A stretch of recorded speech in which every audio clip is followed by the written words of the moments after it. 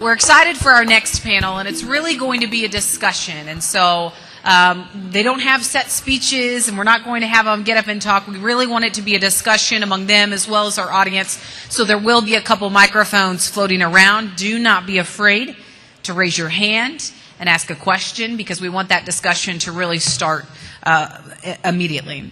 So this next panel is about sharing your roots, working with media. And thanks to Dairy Max and Western Dairy Association for sponsoring this panel today, a discussion that we definitely need to have. First on the panel, if you want to raise your hand, we have Jenny Splitter. Jenny is a science, food, and health writer whose work has appeared in the Washington Post, Slate, New York Magazine, and other outlets. She's also the director of Story for TBD Immersive, an immersive theater company based in D.C., and is featured in the film Science Moms. Now, in her spare time, she enjoys carving, ice sculptures, and growing her own heirloom wheat. Just kidding. She says she has 2 children. Tamra Hinton is a Farmville veteran who previously founded a boutique communications firm that focused on agricultural policy issues.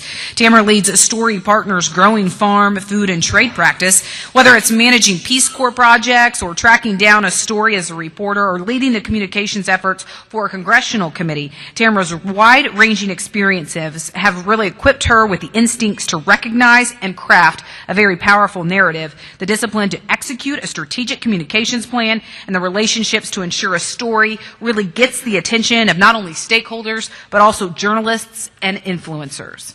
And also, we have Phil Brasher, who has already been mentioned on the stage today. Phil has reported on food and agricultural policy for more than 15 years, currently holding the role of senior editor with AgriPulse. Now, in the past, he served as editor of CQ on agriculture and food for CQ Roll Call, a unit of the Economist Group. Brasher also worked for the Associated Press, the Des Moines Register. In 2009, his project funded by the Pulitzer Center on Crisis Reporting looked into prospects for biotechnology in Africa. Phil has served as a key reporter on award-winning projects examining the future of biofuels, the impact of climate change on agriculture, and the environmental and economic effects of changing land ownership patterns. So a very impressive panel with us today. And to get it started off, I want to ask each of you the same question. What are your top pieces of advice for the audience for how to really cultivate relationships with reporters and journalists? We know those relationships are key, but how should they go about doing that? Jenny, we'll start with you. I think if you have time, the best thing you can do is be on Twitter. I think that's where all the conversations, all the really spicy conversations are happening, and it's where a lot of reporters and media are hanging out virtually, and there's also like a lot of cross-pollination of different communities, because you'll find scientists and farmers and people from different NGOs. So I think if you want to make a connection with people who are telling your stories, my advice would be to kind of have a presence on Twitter, rather than just reaching out after maybe one story, which you could do too, but I think just building that conversation over time is really kind of the best way, in my opinion. Tamara? So I think the first thing you should do is really just cultivate the relationship with a reporter. They're a human being. Philip is a real human, breathing human being. He's not out to get you. He's a working journalist. And I think it's good to just give them a call and have a discussion with them prior to a story running, prior to a pitch that you are sending to them, or a press release that you're sending to them, and kind of get an idea of who they are and what they're interested in and what motivates them. I think that goes a long way in just trying to have a relationship and understand where they're coming from. The other thing I would say is that you should thank them when you actually see good coverage. Whether it's a story that you worked with them on, or whether you just read a story and you liked it, I think that also goes a long way in just reaching out and sending them a note that says, appreciated what you wrote and how you covered this story, and so thank you. I think Philip could speak to this, but you get a lot of mail, not all of it great.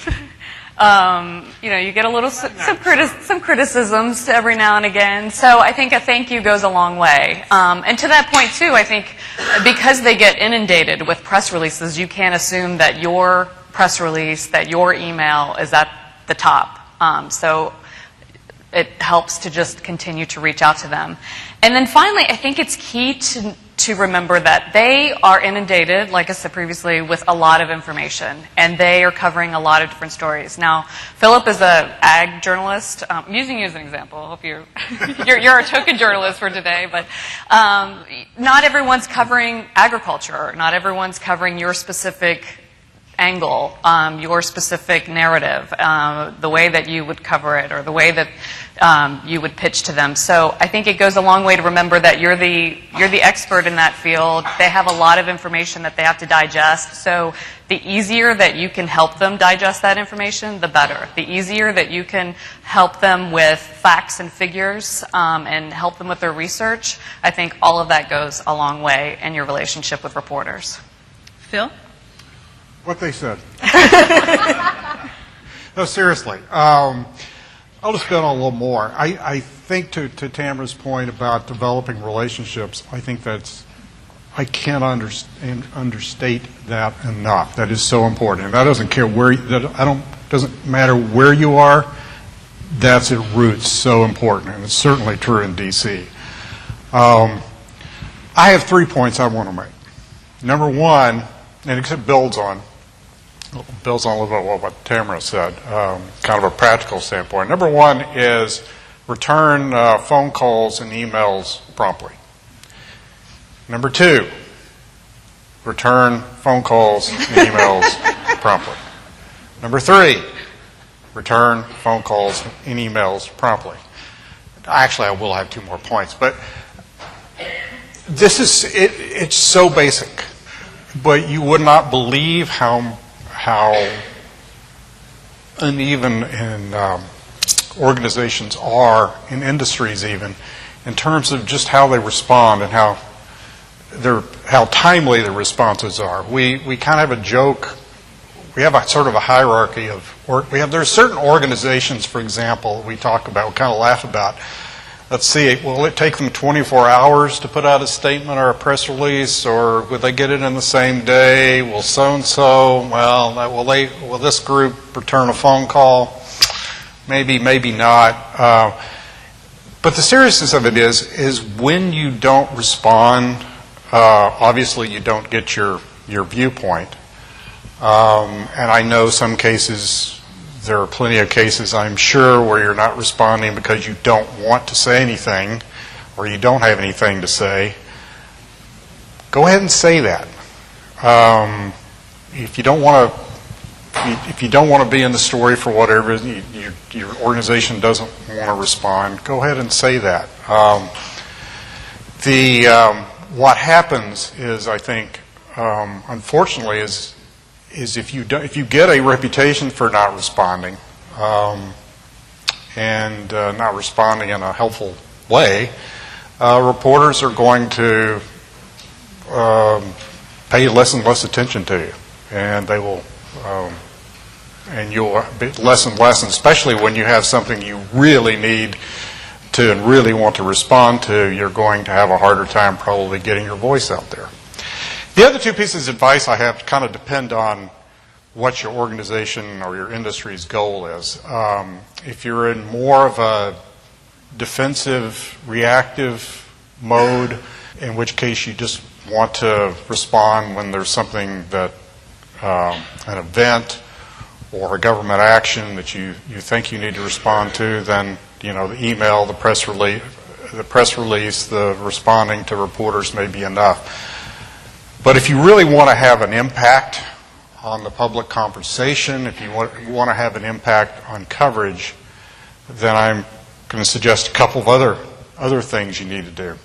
One of those is to have, and it sounds simple, one of those is to make your staff, your experts, easily available to reporters, to answer questions, to address scientific issues, to address, say, when an antibiotics issue comes up, can you explain why your producers. You have producers who can explain why they use antibiotics, how exactly they use them, why they use them.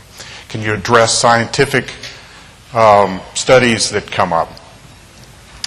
If you want to have an effect with reporters and develop a relationship, this is one critical step that you're going to have to take. And the third is going to be, I know, more controversial, and I can talk a little more about it given my experience. I've actually been doing this for 19 years, going back with the Associated Press when I was the National Food and Farm Policy writer here in D.C., so I was writing for literally newspapers and broadcasters in the United States and all over the world. That issue is transparency. And I know this has been a challenge, and particularly in animal agriculture. But if you really want to speak to the reporters and speak to the public, you have to consider whether you're willing to what extent you're willing to open up and talk about what you do and why you do it, and to actually show journalists why you do and why you do it. I've been in slaughterhouses, I've been in farms, and it makes an impact. It has very much informed my reporting, but I can't tell you how difficult in many cases it was to do it, and I know how controversial that is within the industry. But as you know, when you don't open it up to the media, sometimes somebody else gets in your operations and opens it up in a way that you may not be more difficult to control. So we can talk more about that issue if you would like to, but I think it's something that you very much ought to consider, because it's just when you, as a journalist, when somebody tells me they don't want me to see what they're doing, well, I'll leave it at that. You mentioned a little bit about, earlier we were talking about how there's a lot more journalists covering agriculture that don't know agriculture today. So if you have a topic and you want to reach out to some of those journalists, how do you kind of educate them without offending them in a way? When if you know that they're not really familiar with this topic, but at the same time you don't want to offend that person, that reporter, what's the best way to kind of educate them without offending them? I really haven't met a reporter who wasn't willing to hear information. They may not believe the information or agree with the information, but they're willing to listen. And I think that they're always grateful for background information, as facts, figures, links, statements, historical context, policy context. I've not really met anyone who's not willing to talk through some of the issues on a greater level, assuming that you've gotten back to them in a timely fashion, going back to Philip's point, and you're aware and cognizant of their deadline, because they're normally the story that they're working on, it's normally a fast deadline, it's 5 o'clock or earlier or something of the sort. So you kind of have to be aware of the turnaround time for the story. But I think that if you come to the table I want to help you with the story, I want to help you with information, this can be a complex issue, and you are upfront about it and provide some good information, I think that there'll be a willing ear. And just to put your two comments together, I think especially if that comes with some access, then I think anybody covering ag will want to sit down and hear you, especially if you're also being transparent and also being able to acknowledge, some issues that need work, and letting people see if it's farm or whatever the site is, that goes a long way, I think, for everybody will want that opportunity. Question in the back? I I have a question for Jenny. We met because you were working on a story about animal welfare in feedlots, and I believe that was really your first foray into covering animal agriculture, and I think it was for the Breakthrough Institute, which obviously is a mainstream publication. So I'm curious about how that experience was for you. Was it what you expected? Was it something totally different? And I'd love to hear about how that came about. Yeah, I had been covering mostly for my ag stories have been more on kind of the GM, a lot of controversies in the GMO controversy, and a lot on kind of crops when it comes to ag, the crop side, not really on the animal ag side. And I had long kind of been interested in the Breakthrough Institute's work. If you're not familiar with them, they're kind of they call themselves eco-modernists, and they are an environmental organization, but they're also very interested in sort of being data-driven and trusting the science. So I contacted them, and they talked to me about wanting to do a story on feedlots, and it was my first trip to a feedlot and my first trip to Kansas, I think. And I really enjoyed it, and I think I went to Tiffany Cattle, which is on the smaller side of feedlots, I believe, but they were very open with me, and I drove up. It wasn't like, there was some sort of like press fanfare for me. In fact, I was like, where do I go? And so I was like wandering down, I thought like a classic city girl, I thought, I don't want to disturb the cows, so I'll just park over here and then just like tiptoe down the way. And all these cows are like, what? Who is this weird lady just like tiptoeing amongst us? And then I get further down and there's like tractors and stuff like that are very loud. So, I appreciated that I had the whole day to look around there, and I felt like I could ask a lot of questions, and I learned a lot. And I think for me, being someone just from my own experience, I kind of came to. I'm not even a trained journalist, so I came to science writing and writing about agriculture in kind of an interesting way. So for me, it's hard to sometimes find outlets that are progressive, which I am, and also I would say accurate. And very, very data-driven. There are some out there, but I don't always get the opportunities to do a real deep dive on an animal ag story. So for me, it was really great to really have the experience to fly out there and spend a lot of time there. Question right up here.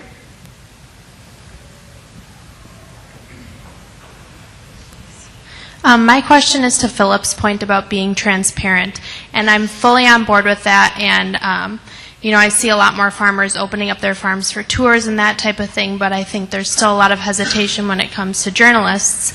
And my question is, what should a farmer do when they are transparent and the story turns out not in their favor? For example, when the pork producers helped with the Chicago Tribune story and that kind of went the wrong way, or Michael Pollan went out to Troy and Stacy Hadrick's farm in South Dakota and wrote a horribly negative story about them after he shared a meal with them at their dinner table. So what is your advice for farmers when they are transparent and it turns out to be a bad experience? Well, in those, I would differ. I would make a distinction between is the experience, did it turn out to be bad because the thrust of the story was going to be negative anyway, and you opened up, or did this story turn out to be negative because the journalist came into your operation and saw something and saw practices that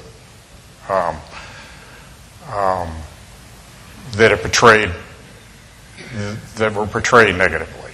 I think in the case of, you talk about Michael Pollan, I think that was the case of his whole thing about feeding cattle corn. I don't think that really had so much to do with the farm, but it allowed those farmers certainly got their point of view to him. Now, if it depends on the journalist too, because Michael Pollan has a point of view, and I know he has a point of view. And I don't know that it was going to change no matter but they had a chance to have a conversation with him. If I were in public relations and I were advising them, open your farm to Michael Pollan, have a comment, tell him why you do it. Don't expect the story to be positive, because that's not his point of view. He has an agenda and so forth. To that point, I don't think Michael Pollan is a journalist. I mean, he's someone who writes about these issues with an agenda to share his point of view and to get that across in whatever means necessary. So I think you have to really get the background. Cultivating relationships is also kind of knowing who you're dealing with and what type of stories have they written about in the past and how do they typically paint certain issues. And so I think before you commit to something, you should do some of that background and have a conversation with them to kind of gauge what is their level of knowledge. So will they enter into this situation on this farm, this feedlot, et cetera, and they have no frame of reference whatsoever, what is going on. And so what they see, while perfectly normal, they don't understand, and so they would write something negative because of a lack of understanding, and also, to be real here, because of clicks and shares and things of that, to drive the attention to the story. So I think you have to walk into this with your eyes wide open. And how do journalists write? How do specific journalists write? And what could their agenda be? And make that decision from there. But I think generally agriculture should be more open and more open to having relationships with press. And I say this from someone who worked at the House Agriculture Committee for a number of years. And it's you get the reporter call and your policy staff is like,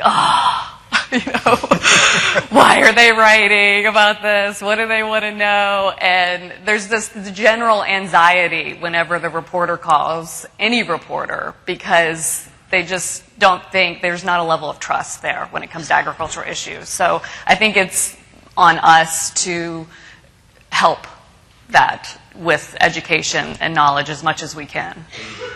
Okay, question over here. Piggybacking on the trust issue, a lot of times as a company or as a farmer, you'll get a question and from a reporter, and you want to defer it to like your trade association or to the animal ag. Is that perceived from a reporter standpoint as trying to hide something? I don't think so. I should say it really depends on the reporter and like the outlet and what they're looking for. So if you're looking to talk directly to farmers, it's not.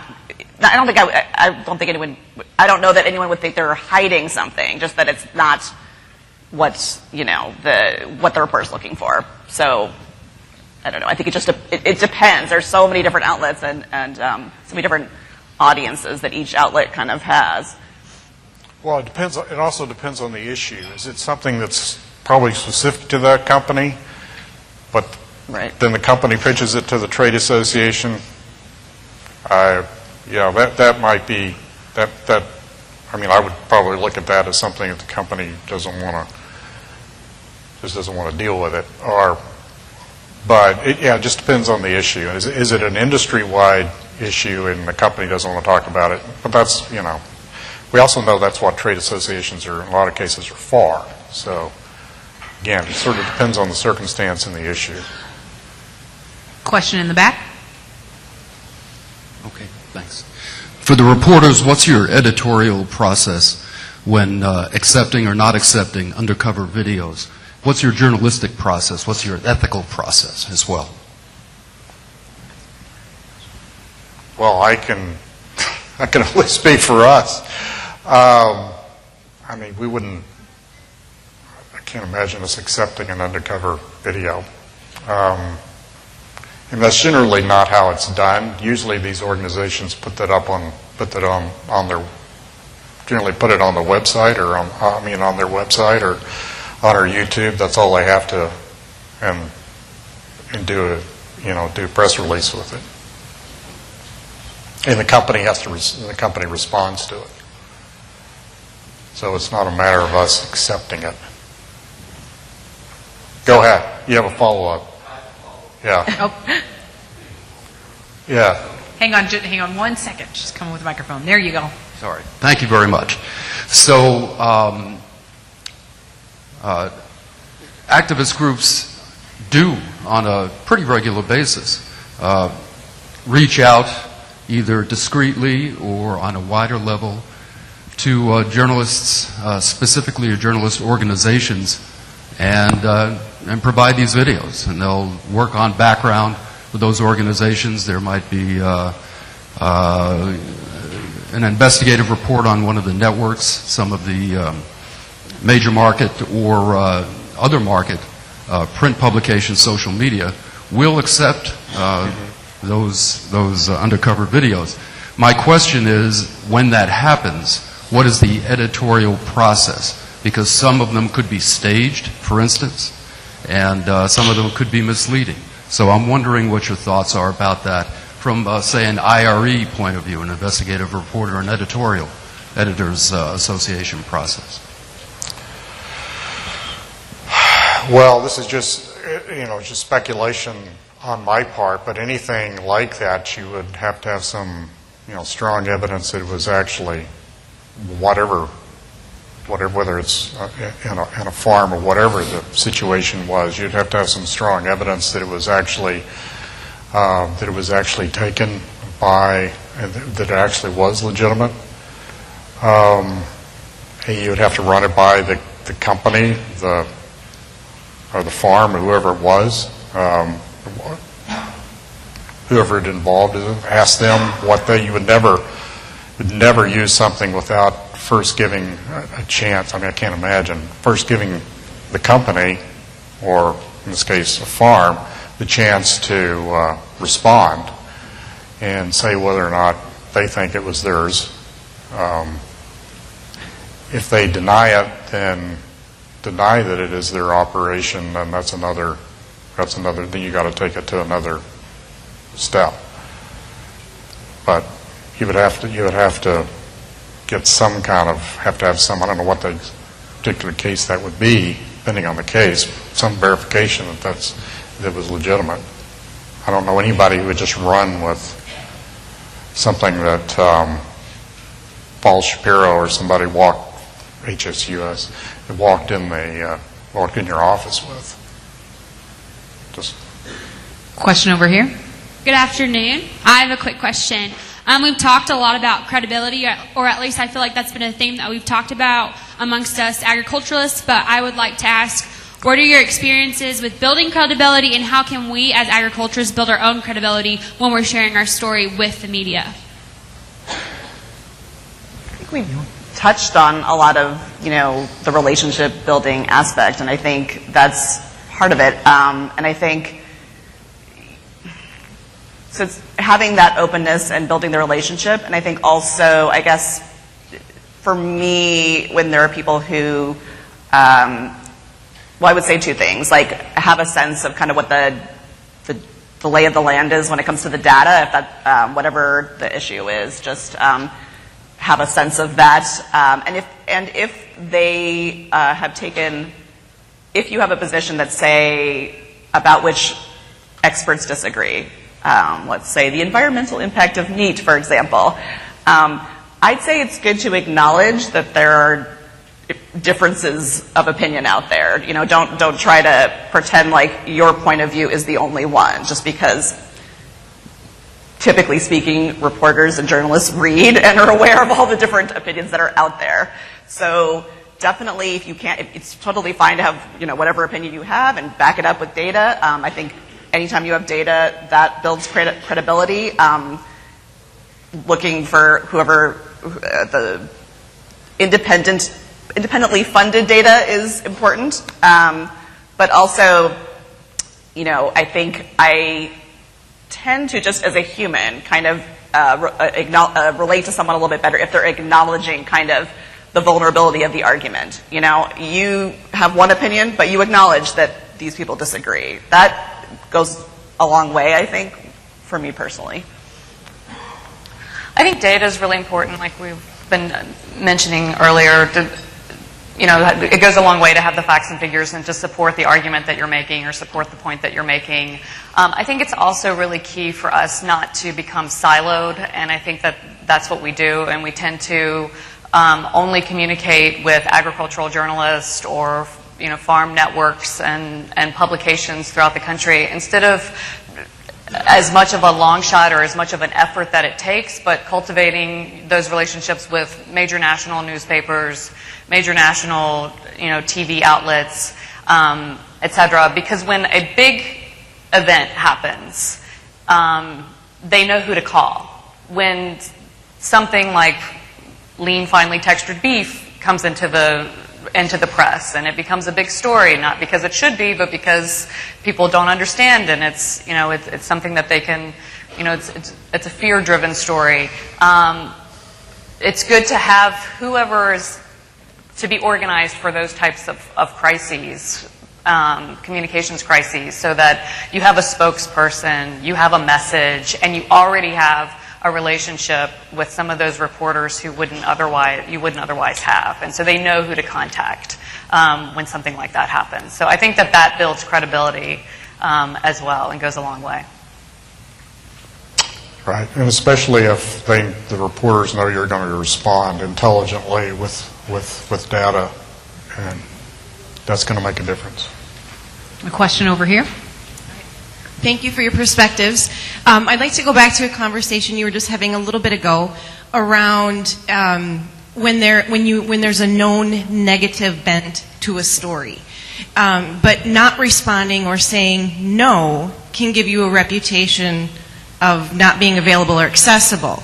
When there is negativity presented about a producer, that can have really negative impacts to their business, not only in the communities they live, within the industry, and absolutely with their customers. So do you have advice on how to navigate those situations?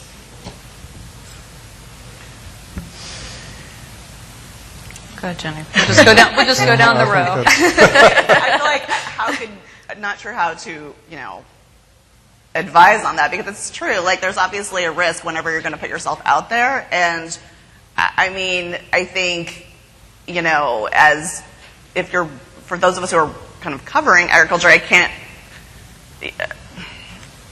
we're sort of not here to, necessarily market agriculture. So it's kind of, I want to be fair, of course, and I want to hear different sides. But I don't know how to, it's fair, it's a fair point that you are making yourself vulnerable if you put yourself out there. And you don't have to talk to everybody. So maybe, and you could also put yourself out there. There's a lot of ways to kind of reach people, I think, reach consumers. There is definitely a sort of silo problem with ag, and ag talking to itself a lot, and every group has that problem. But, I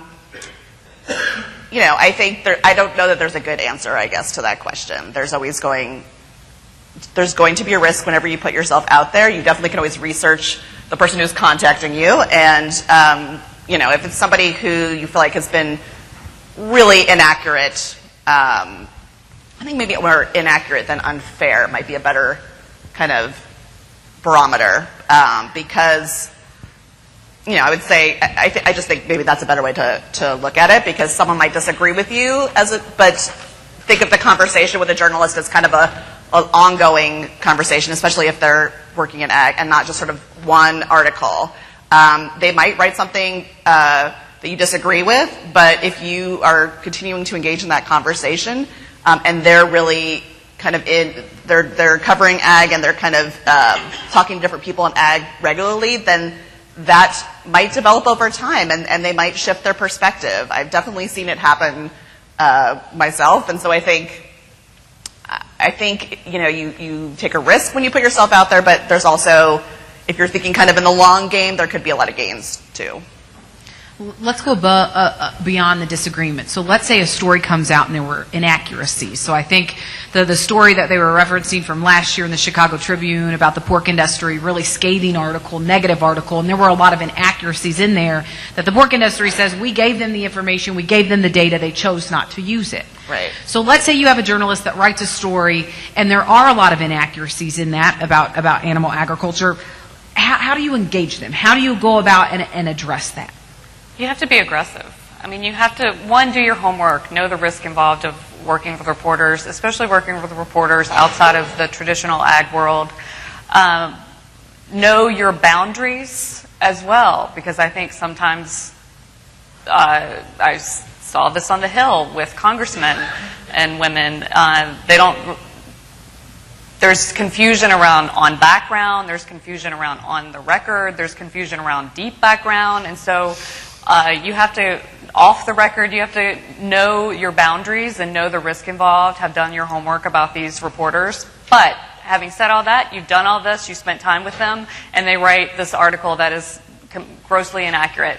You have to be aggressive in pushing back on a correction, and it is tough because the journalist doesn't want to admit that they've made a mistake. The publication doesn't want to admit they've made a mistake. But you have to really stick to it and go above. So you go above the journalist to the managing editor. You go above the managing editor to the publisher. I mean, if it's a grossly inaccurate story, not just one thing they got wrong or two things or something of the sort, but this is a mischaracterization of your organization, your farm, your industry, then you have to be aggressive in pushing back on it. But you have to have your facts. Yeah. You have to have your facts straight too. I mean, I've had people call and complain, and they just didn't have their facts right, and so it was. What they wound up doing is doubly frustrating me because I had to spend time to explain to them why their facts were wrong. So they not only didn't accomplish anything, they just hurt what relationship they had.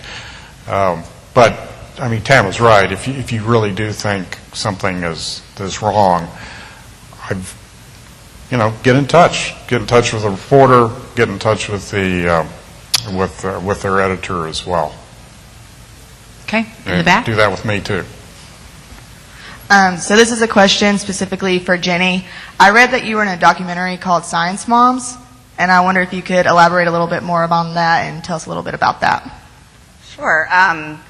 A woman who's now become friends with me, Natalie Newell, was following my writing and a couple other people's writing on a blog called Grounded Parents that was years ago, before I had started freelance writing. And she reached out, and because it was parenting focused, so the Grounded Parents was a blog that was dedicated to evidence-based information on parenting, whether it's vaccines or food, breastfeeding, all these different issues.